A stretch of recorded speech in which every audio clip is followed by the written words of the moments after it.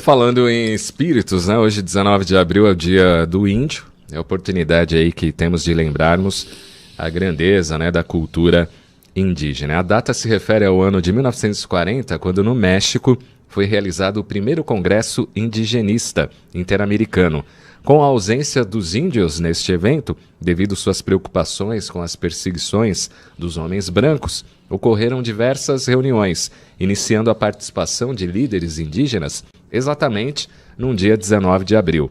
Entre as comemorações importantes, destacamos as pesquisas sobre a cultura indígena nas escolas, exposições e festas comemorativas em museus em inúmeras cidades e a população refletindo sobre os valores culturais e a importância da preservação destes valores. O que devemos ressaltar é a influência cultural dos índios e a luta na defesa de seus espaços até hoje, pois com a exploração de recursos da natureza, muitos estão perdendo suas terras.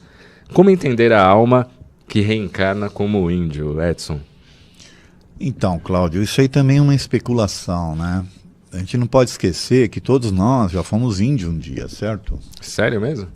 Eu não lembro. Você não lembra porque você evoluiu, mas veja, evoluiu no sentido de civilizatório, tá não certo? Que eu sou melhor que eles. Não, mas veja, na primitividade, todos eram índios, você concorda?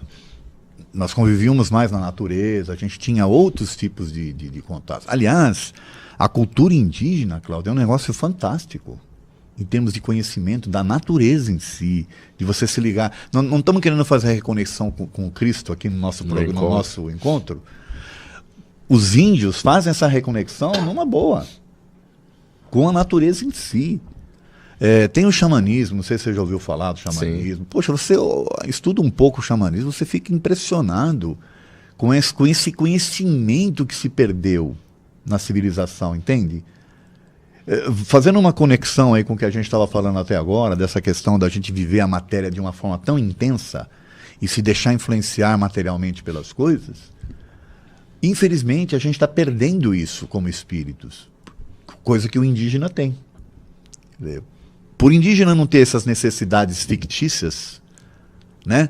Por exemplo, eles não vão sofrer com o WhatsApp falando do Richard Simonetti, porque nem telefone, teoricamente, eles têm lá, tá certo? Então, por não precisar de coisas e por privilegiar a simplicidade, eles estão muito mais em contato com essa natureza espiritual do que nós. São o ser. Não ter. Ao invés de ter. Então, se você parar para pensar,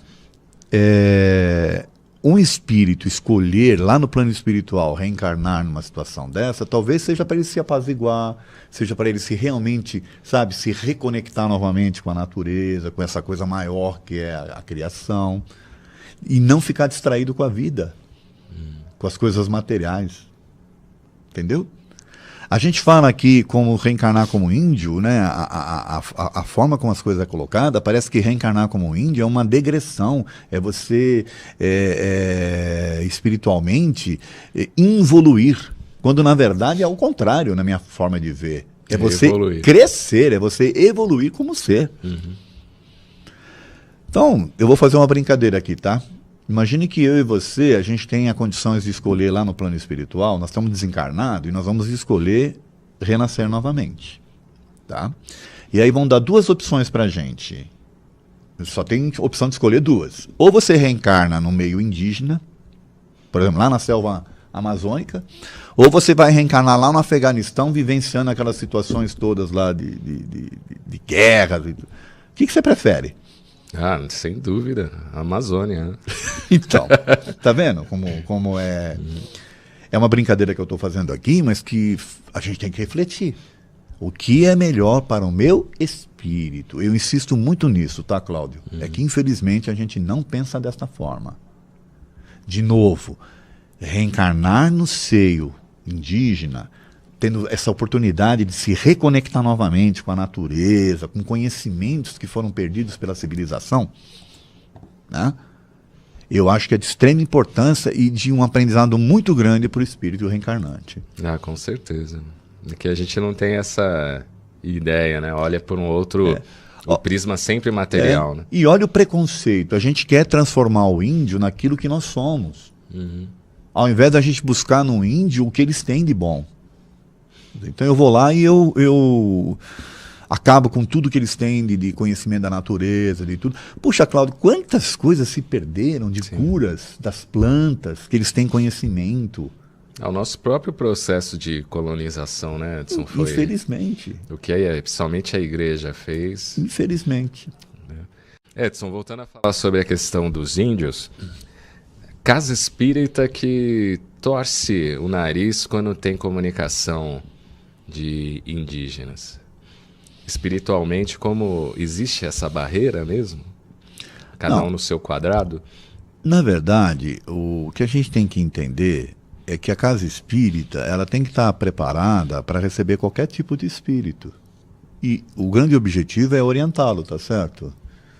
Você fala assim indígena no sentido de que é um espírito indígena ou dentro dessa linha da Umbanda, por exemplo, que tem lá os índios? Isso, porque eu já vi espíritas falando o seguinte, não, esses espíritos são inferiores aos que se apresentam, por exemplo, na casa espírita, com o nome de André Luiz, Bezerra, seja lá o que for. Então, nessas casas está faltando estudo, está faltando entender que o espírito escolhe reencarnar onde ele bem entenda. Se você fizer uma conotação achando que o espírito de um indígena é um espírito inferior, você está incorrendo num grande erro.